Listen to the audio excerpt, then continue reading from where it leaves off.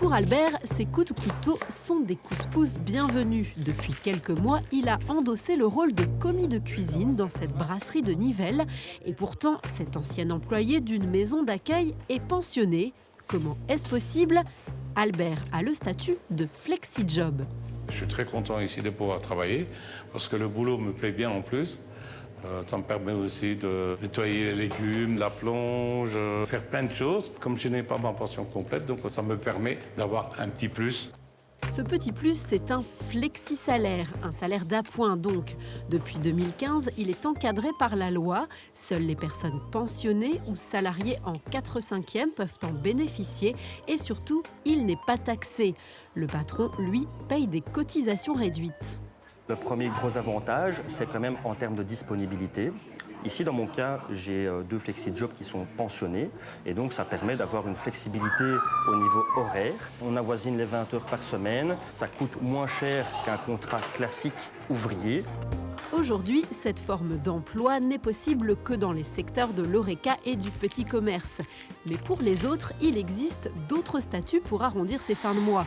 Direction Liège, où Gabrielle vient de débuter un cours de méthode de travail pour une plateforme en ligne de soutien scolaire. Des heures sup en plus de son travail d'enseignante à temps plein dans le secondaire.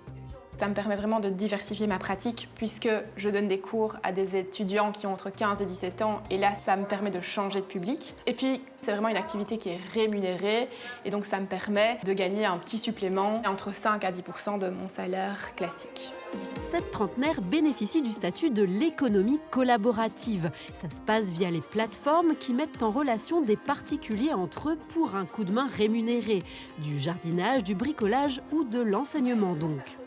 C'est une activité qui est avantageuse pour moi étant donné que je suis taxée à 10% avec un plafond maximal de 6 540 € par an.